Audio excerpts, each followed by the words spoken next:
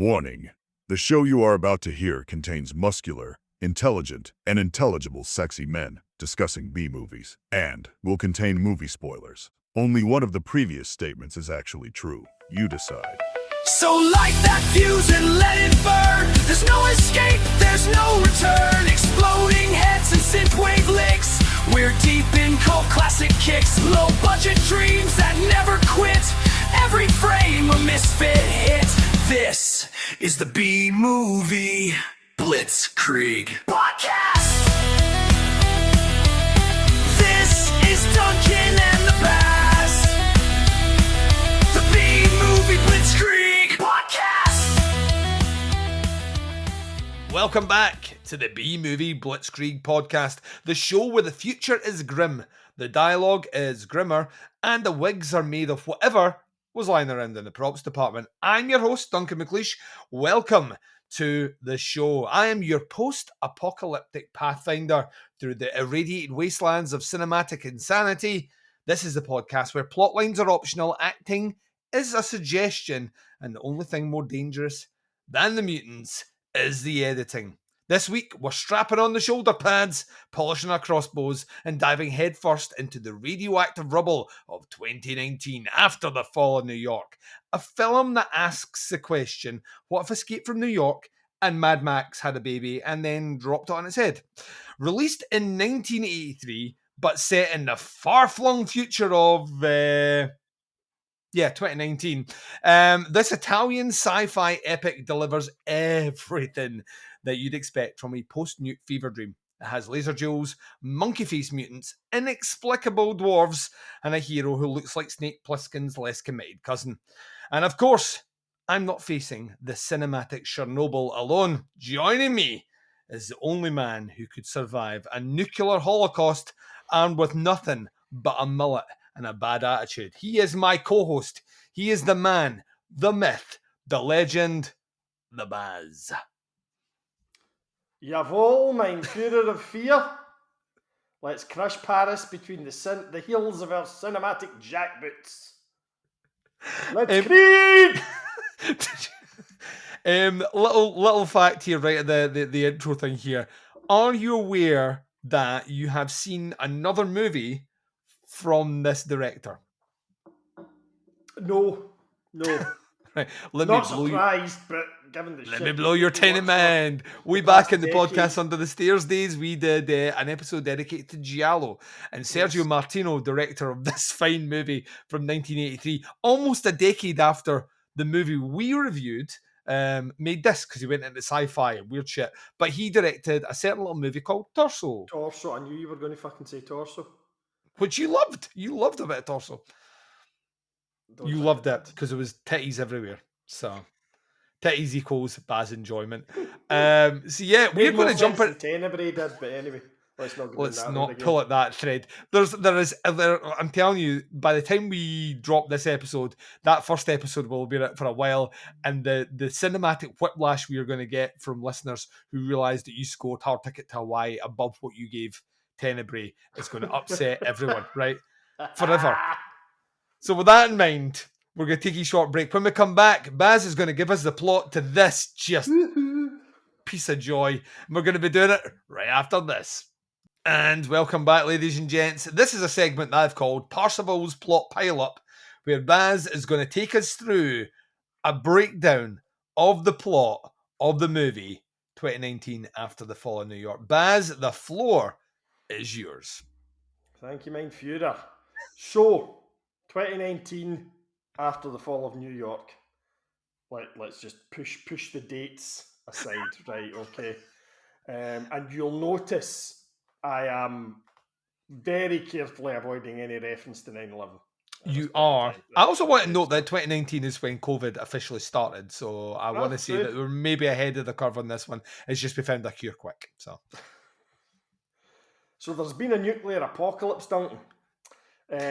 Which leaves the survivors of the human race infertile.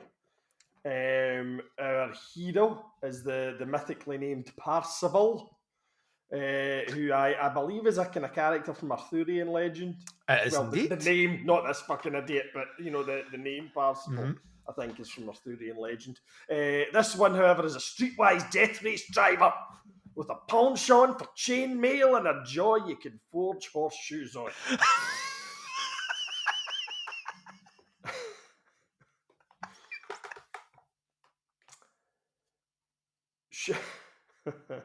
Keep it together, Duncan. This is only the fucking outro. Someone fucking whizzing it around. Shortly after he wins Nadia from Big Brother 5 in a car race, he's captured.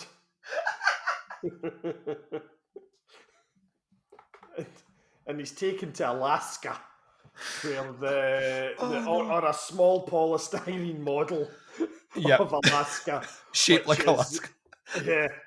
Where the remnants of the USA are hiding out and plotting their return. They seem to have been defeated by, I can't remember the name. It's some Pan-African European conglomerate. It's got a snappy catch title, which completely eludes me. It's it's like an amalgamation of everything that isn't America. Yeah, I want to say NARAC, but it's not. It's something like that, though. Yeah.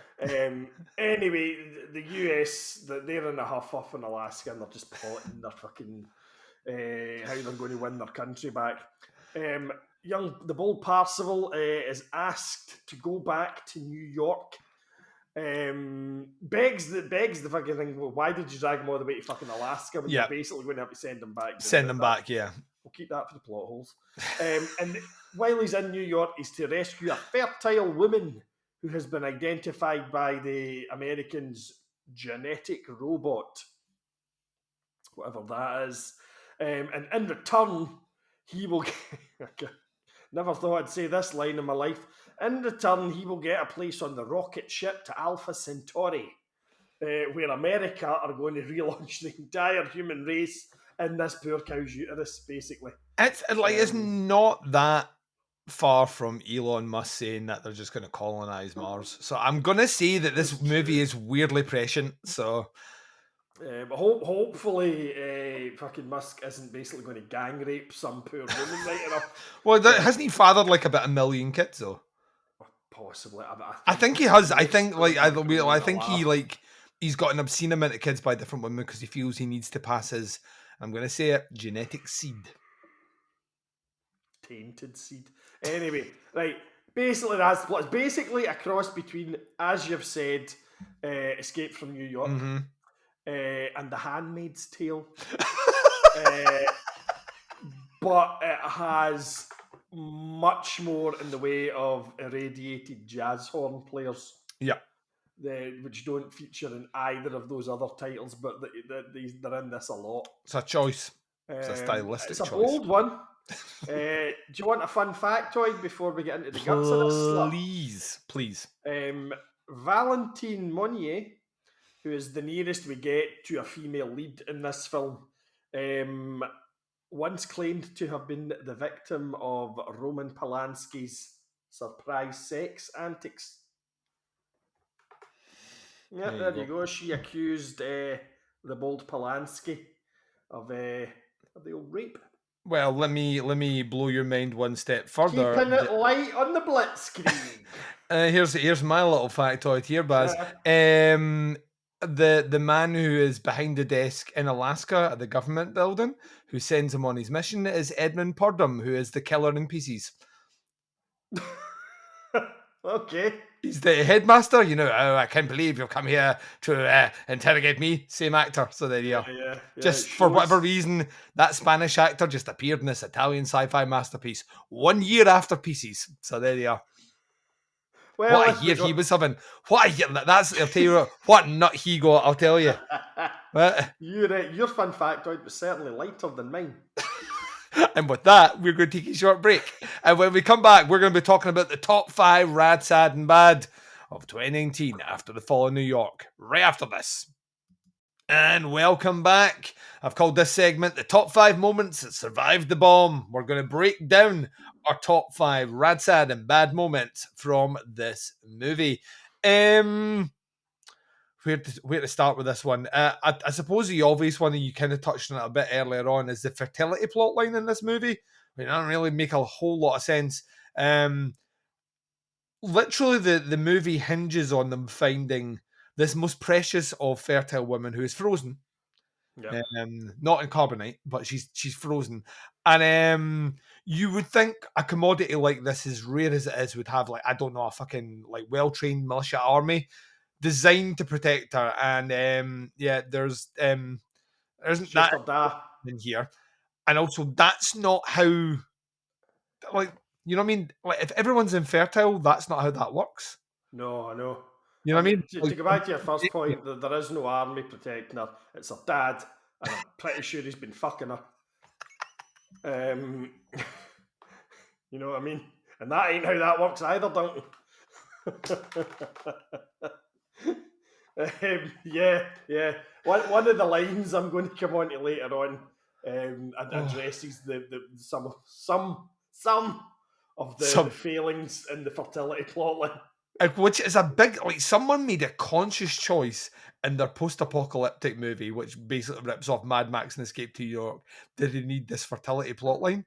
And I don't know where this come from. I can't think of any movies, because most of these rip-off movies are ripped off of logical sources. You'll see, oh, that's Alien, that's Jaws, like that.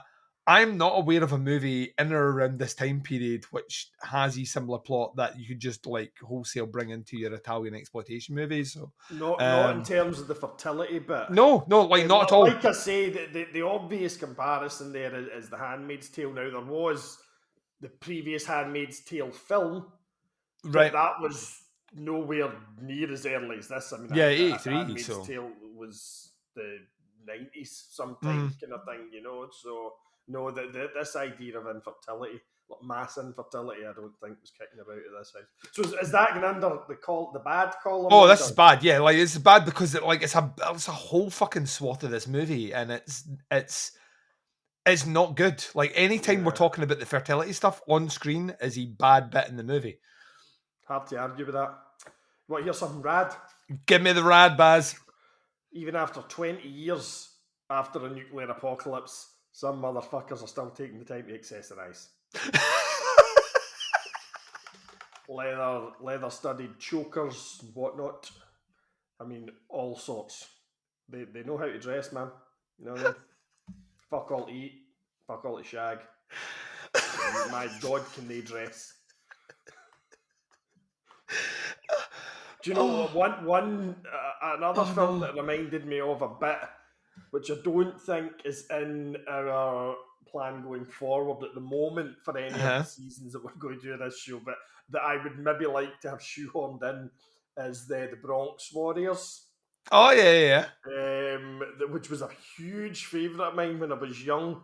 Again, I think I've spoken in previous episodes about renting movies at my sister's house, because she had a VCR long before my mum and dad did, and the Bronx Warriors was one that was on constant rotation for me back then, and it had hints of that in this film as well, kind of thing. No saying that's a good thing, but it was there. It was there. I'll give you rad. The show off for the villain with the flamethrower is kind of amazing, because one, they decide to do slow motion on it, and two, I'm almost 100% sure you could not film that now because there was no health and safety guy on that set. He's waving it around with gay abandon in a way where, like you're wearing that Texas Chainsaw Massacre top. It's like the end of Texas Chainsaw Massacre where Leatherface is just swinging it about. That's exactly what it's like, and I remember thinking that at the time. That's what the fucking closest scene to Texas. And it was like that. You just, like, why I love it, because you just can't do that now. Health and safety would shut that down on a movie set, but because this is 83 in Italy, like, you can do whatever the fuck you want. So that's what's rad. What you got? Going to bring us down a wee bit, Duncan. Going to hit us with a sad. And I'm sad that we've changed the teapots format, and that we don't have me going through the whole plot and my comedic genius flowing out me in rivers, but more particularly because my nickname superpower can't be put to good use in this film. Or can it? Hold your horses. because if it could, I've got an absolute peach. So when our hero Parsifal is sent back to New York, he has two accomplices with him. One who is the strongest man in the New Republic, actual quote. And the other is a guy who has a wee kind of metal claw hand, and I would have called him Danger Wank. And it kept me through my head all the way through the movie. And I'm Can he use it? Can he write it down? Use it because this prick's changed the format for this new fucking show. So that made me sad.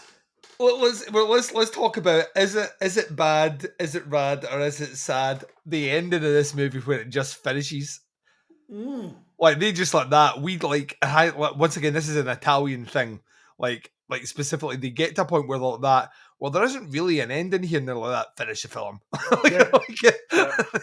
This movie just has a done. Like roll credits, Steve. It's quite odd. And to the point, I think I ended up kind of hanging. I was like, I wonder if there's a post credit, and then I realised that this is like 30 years before Marvel ruined the ending of fucking cinema for every cunt.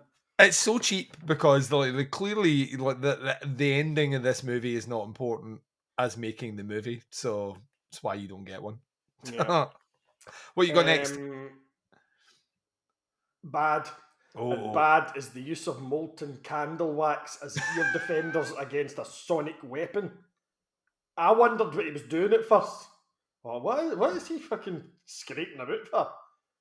Then on second watch, it turned out to be candle wax, and apparently just two little dots of that and this high-tech sonic weapon, death ray thing, doesn't affect you. So that's dumb. Did you not see me at that Cannibal Corpse gig? Eh? Did you not see, when we went to see Cannibal Corpse, that was the first thing I did was light up my candle, pour some wax in either ear, and then rock out to fucking hammer smash face. So nice. Do you know what else is bad though as well? Oh, go for it. The monkey people. You say that. They look like an extra from Garth Marenghi's Dark Place. Where do you think Garth Marenghi got it from? His movies of this era. Is it basically what he's mimicking? And he's mimicked it so. He's mimicked it so well that when you saw that you were like, that's like that because that's where he gets it from. You say that, but there is a moment where our half man, half monkey, noble companion does sacrifice himself. But big boss ape or big ape or whatever his fucking name is. He saves them. So these monkey people, as poorly kitted out as they are from makeup, that they have a noble cause in this movie. So I'm going to say that was sad. That's true. Do you want me to hit you with a staccato burst of a rad bad rad?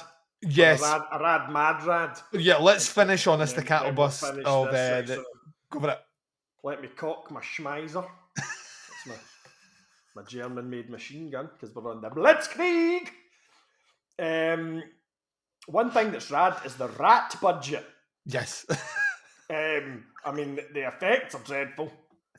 They've essentially used models for anything beyond a wide shot. And but my God, do they have rats in this film? Oh, yes. Everywhere. So that was rad. And then very quickly, Mad, the flying clown cannibal. Rad, him getting shot in the face. I mean, that just came from out of nowhere. Yeah, a lot of this just comes out from nowhere. One whole scene that has no impact on anything in this goddamn film. It's just a mentally flying clown cannibal. I mean, if anyone was I don't know if this movie's for me, I guarantee their ears picked up when you said mental clown cannibal. They're like, hello. Well, we're checking that out then. So there you go. That's the rad, the sad, and the bad. And when we come back, we will be doing funny lines from the movie. We're going to be doing it right after this. And welcome back, ladies and gents. This is a segment that I've called Lines That Should Have Been Run Over, where myself and the Baz take a little bit of time and discuss the most ridiculous lines from this movie. Baz, you teased earlier on. You said, I've got a link in I want to mention just now, but I'm going to save it for lines here. Give us the thing that sprung to mind. Well, this just shows you that misogyny is still rife in 2019. One fertile woman is not enough to save the human race. That's where you're wrong, smug grin. And then I've just written underneath that my note there, someone's getting super banged. Disgusting, don't you? I mean, the line that goes with that is the Pan American Confederacy needs her womb. That's what I just all kept thinking about is that, like, it's the old World War One. You know, your country needs you, but instead it's sitting over the top of it. It's like the Pan American Confederacy needs your womb. Yeah, which is that like a fucking Trump's face going like that. As an image that prick. Oops. Sorry, let's keep politics out of it. Here's one. Yep. When we're talking about a dwarf, it's not his fault he isn't a child. Sorry. I burst out laughing at this. Basically, one of them's talking about a dwarf character. Yeah. A little person. And the line is, it's not his fault he isn't a child. Like some of this would be before Time Bandits, wouldn't it? Yes, Time Bandits after this. Yeah. You do like the acting in this borders between the surreal and the soap opera.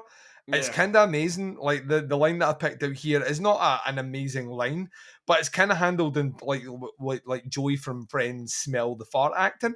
It's, you're not a man, you're a mutant. And I'm like that. She literally thought, fucking Oscar. Oh, like, give me it now. Don't even read the other names. Give me the award. I don't want to dwell on the dwarf thing, right? You seem to be dwelling on the dwarf thing here. But, and in fairness, this line is spoken by a dwarf. Mm-hmm.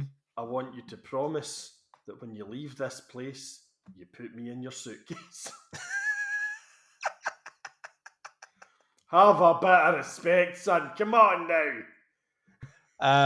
Right, give us one more, and then let us roll forth into the next segment. I think that was all the ones I had in my notes, Duncan. I love it. A lot of them blend into one another. Yeah, the dialogue is pretty, so absurd that it's difficult to pick highlights, if we're being honest. But, that's what we did, and you had some there. So we're going to take a short break, ladies and gents. When we come back, we're discussing the worst plot holes of this movie. We're going to be doing it right after this. And welcome back to a segment I've called the Fertility Plot Hole Initiative. Let's talk about the worst plot holes. Let's see if we can get one good one each. I was, of course, being facetious in the previous segment. There is no shortage of plot holes in this movie. But as I'm super curious, what one stood out to you as oh no. The first one, and it got me fairly early on. And I had to pause the film and have a wee think about it for a while. Mm-hmm. So, as I say, the bold Parsifal, in addition to his chainmail sleeves, appears to be the world's leading exponent of some kind of death race type thing. Yeah. This bit has heavy Mad Max vibes, so I see why you threw that in earlier on. Mm-hmm. However, I then realised that the main plot hole is the rules of that demolition derby death race thing. Yeah. Because there is no advantage gained from winning the race. No. Right? Basically, any and all weapons appear to be allowed, right? So, why bother racing? Why not just turn up in your mother's mini metro with a Patriot missile system welded onto the roof and just kill everybody else? And you've won. You don't even need petrol in the car. You know what I mean? There you go. There's a big one.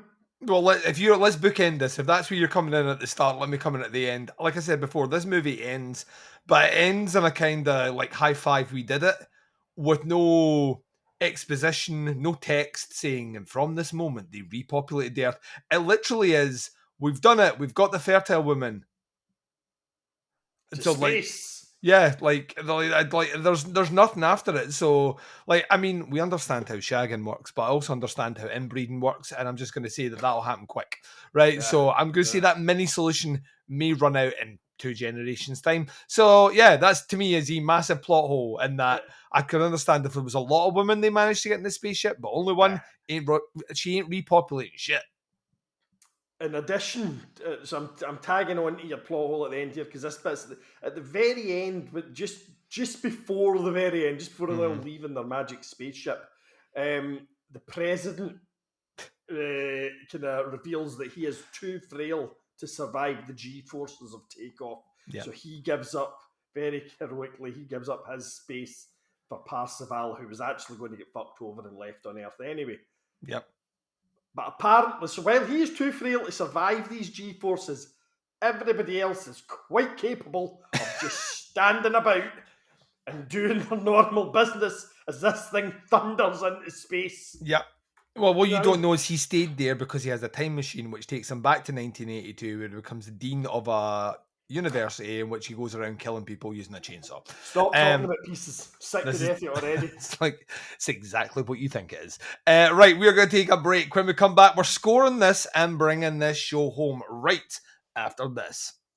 And welcome back. So the all-important moment has arrived. Let's grade this out of 5 in a segment that I've called Rated X for Explosions. I don't hate this movie. It's goofy. It's a lot of fun. It's Sergio Martino, so it's directed well, even if the movie itself is a bit suspect. I'm going to give it a 3 out of 5. Yes, my Italian bias slips in. I don't care, Baz. I own this movie. I have it on Blu-ray. I will watch it again and Really? again. Yep, 3 out of 5. What are you giving it? Do you know, it tugged at a few heartstrings of mine from films that I saw when I was younger, like I mentioned earlier, The Bronx Warlords. I think I would probably give it a 3 as well. It's dumb as fuck. Yes! But funny, it's funny. It was enjoyable to watch. I probably wouldn't rush out and buy it on Blu-ray or anything like that. It was part of the 88 Films Italian collection, so I had to buy it. I see. That's how I own it. But yeah, no, I would give it a 3. Yeah, quite happy. Very, very nice and very respectable. So let's bring this in. Ladies and gentlemen, we have reached the end of this show. We've escaped the irradiated ruins of 2019 after The Fall of New York, a film where fertility is a plot device, monkey mutants are emotional support characters, and the future is held together with duct tape and bad dubbing. In a post-apocalyptic fever dream where logic mutated long before the humans did, and the only thing more dangerous is the Yorkas in this script. A massive thanks to the Baz, who once again always braved the cinematic wasteland armed with only sarcasm and a flamethrower helmet. Look at him. Look at that flamethrower helmet he's wearing. It's not a fez, flamethrower helmet. We do this for you, dear listeners, and because no one has invented a support group for B-movie survivors yet. If your brain hasn't been cryogenically frozen for plot convenience, then please make sure that you subscribe on YouTube, Spotify, Apple Podcasts, or wherever you get your questionable content. Also, leave us a review or a fertility test, whichever feels more appropriate.